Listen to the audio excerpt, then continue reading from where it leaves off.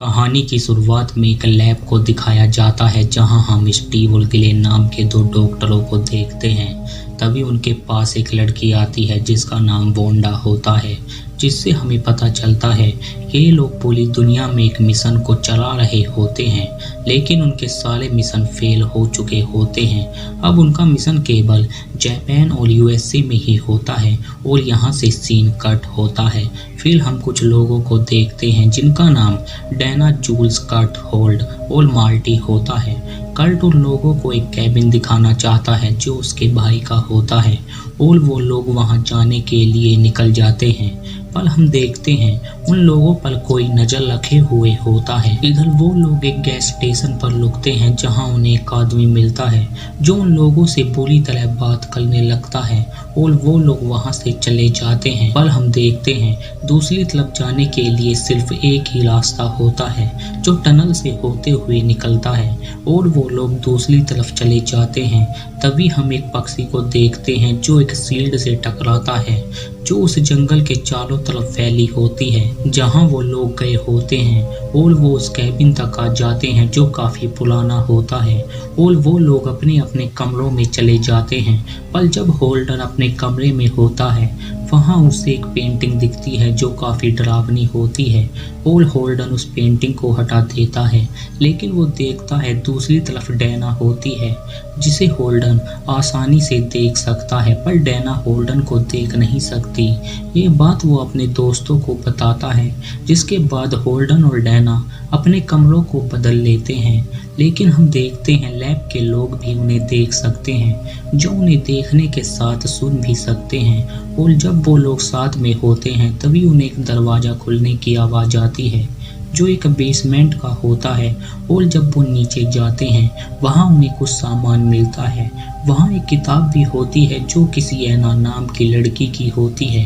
डैना उस किताब को पढ़ने लगती है। उस किताब में लिखा होता है ऐना के पिता ने ही अपनी पत्नी को मार दिया होता है और ऐना का एक हाथ काट दिया होता है। उस किताब में एक मंत्र भी लिखा होता है जिसे पढ़ने के बाद ऐना का परिवार जिंदा हो जाएगा और वो उन लोगों को मारेगा जिसने इस मंत्र को पढ़ा होता है। ये सुनकर मार्टी काफी डर जाता है और वो डैना को इस मंत्र को पढ़ने को मना करता है, लेकिन डैना उसकी बात नहीं सुनती और वो उस मंत्र को पढ़ देती है। जिसके बाद हम मरे हुए लोगों को जमीन से निकलते हुए देखते हैं और ये सब वो लोग भी देख रहे होते हैं और हमें पता चलता है बेसमेंट में जो सामान होता है वो सामान उनकी मौत के बारे में बताता है कि उनकी मौत कैसे होगी और उन्होंने उस किताब को चुना होता है जिससे ऐना का परिवार उन लोगों को मारना चाहता है, पर उन लोगों को ये सब बेकार की बातें लगती हैं और वो कैबिन में फिर से आ जाते हैं।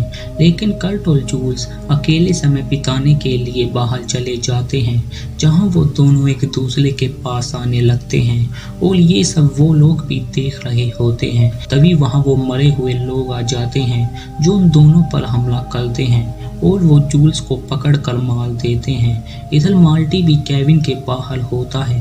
तभी वहां कर्ट आता है जो जख्मी हालत में होता है। वो मार्टी को अंदर लेकर चला जाता है क्योंकि कुछ लोगों ने जूल्स को मार दिया होता है। वो ये बात उन सबको बताता है, लेकिन डैना जूल्स को ढूंढने के लिए बाहर जाने लगती है। तभी उनके कैबिन के बाहर एक आदमी होता है जिसके हाथ में जूल्स का सर होता है। वो डैना की तरफ जूल्स के सर को फेंकता है, पर इससे पहले वो आदमी उनके पास आता वो उस दरवाजे को बंद कर देते हैं और कर्ट बोलता है हमें जिंदा रहने के लिए एक साथ रहना होगा। और ये बात वो डॉक्टर भी सुन लेते हैं क्योंकि जब तक वो लोग साथ में रहते हैं उन लोगों की जिंदा रहने की संभावना उतनी ही बढ़ जाती है, जिससे वो लोग उनके कैबिन में एक दवाई को फैला देते हैं जो कि कर्ट के दिमाग में घुसते ही उसे काबू में कर लेती है। और कर्ट बोलता है उन लोगों को अपने अपने कमरों में चले जाना चाहिए, जिससे वो उसकी बात सुनकर अपने अपने कमरों में चले जाते हैं। और जब मार्टी अपने कमरे में होता है वहाँ उसे कैमरा दिखता है जो एक वायल से जुड़ा होता है, जिससे वो समझ जाता है कोई उन्हें देख रहा होता है। तभी उनमें से एक माल्टी को पकड़कर अपने साथ ले जाता है और उसे मार देता है। केबिन के अंदर वो लोग घुसने की कोशिश करते हैं। डैना और होल्डन उनसे बचने के लिए बेसमेंट में आ जाते हैं, जहां उन्हें काफी सामान मिलता है। तभी उनमें से एक आदमी होल्डन पर हमला करता है, लेकिन डैना उस आदमी के सर में चाकू घुसा देती है। और वो तीनों उस कैबिन से बाहर निकलकर वैन में आ जाते हैं, लेकिन उनके साथ माल्टी नहीं होता, जिससे वो समझ जाते हैं वो मर चुका है और वो लोग वहां से जाने लगते हैं। लेकिन वो डॉक्टर उस टनल को ही उड़ा देते हैं, जिससे वो लोग वहीं पर फंस जाते हैं और वो लोग दूसरा रास्ता ढूंढने लगते हैं, लेकिन उन्हें दूसरा रास्ता नहीं मिलता, जिससे कल्ट दूसरी तरफ जाने के लिए अपनी बाइक का इस्तेमाल करता है। पर जैसे ही वो जंप मारता है, वो एक शील्ड से टकराता है और नीचे खाई में गिर जाता है। ये देखकर वो लोग काफी डर जाते हैं और वो दोनों वैन में आकर बैठ जाते हैं और उस जंगल में भटकने लगते हैं। तभी उनमें से एक आदमी होल्डन पर हमला करता है और उनकी गाड़ी लेक में गिर जाती है, लेकिन डैना उस आदमी से बचकर बाहर निकल जाती है। पर वो आदमी डैना पर फिर से हमला करता है और वो लोग अपने मिशन की कामयाबी के लिए खुशियां मनाते हैं, क्योंकि उनमें से केवल डैना ही बची होती है और वो भी अब मरने वाली होती है। तभी उनके पास एक कॉल आता है जो उनके बॉस का होता है, क्योंकि उनमें से अब भी एक इंसान जिंदा होता है।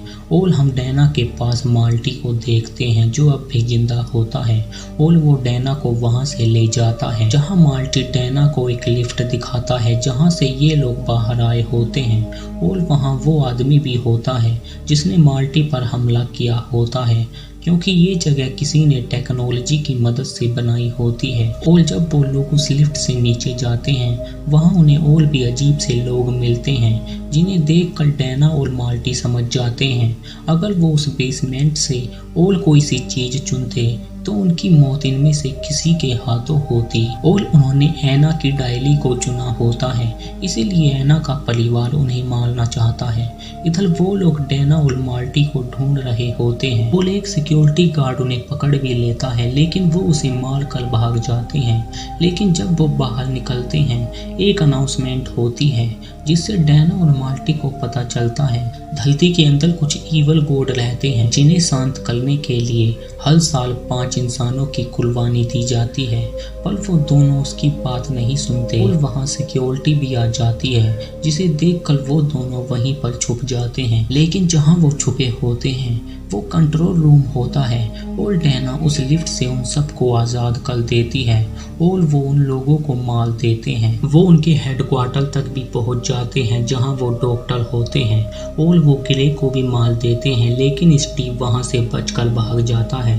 पर डैना गलती से स्टीव को भी मार देती है और वो रास्ता ढूंढते हुए उस जगह पर आ जाते हैं जहां वो ईवल गॉड रहते हैं। तभी वहां एक लेडी आती है जो उस जगह को चलाती है, जो डैना को समझाने की कोशिश करती है अगर वो लोग अपनी कुर्बानी नहीं देते हैं तो ईवल गॉड बाहर आकर पूरी दुनिया को खत्म कर देंगे, जिससे डैना उसकी बातों में आ जाती है और वो इंसानियत को बचाने के लिए माल्टी की तरफ गन को पॉइंट करती है। माल्टी उसे ऐसा करने को मना करता है। तभी डैना पर एक भेड़िया हमला करता है और माल्टी गन लेकर उस भेड़िए पर चलाता है, जिससे वो वहां से भाग जाता है और वो लेडी माल्टी से गन छीनने लगती है। तभी वहां डायली वाली ऐना आ जाती है जो उस लेडी पर हमला करती है और माल्टी मौका देखकर ऐना और उस लेडी को नीचे गिरा देता है। माल्टी डैना को देखता है जो जख्मी हालत में होती है, जिससे डैना माल्टी से माफ़ी मांगती है क्योंकि वो उसे मारने वाली होती है। और माल्टी भी डैना से माफ़ी मांगता है क्योंकि उसने उस भेड़िए को देख लिया होता है, लेकिन वो डैना को नहीं पता था। तभी वो जगह हिलने लगती है और वहाँ से एक हाथ बाहर निकलता है जो उस ईवल गॉड का होता है, क्योंकि उन्हें कुर्बानी नहीं मिली होती। इसी के साथ ये मूवी यहीं पर एंड हो जाती है। उम्मीद करते हैं आपको ये एक्सप्लेनेशन अच्छा लगा होगा।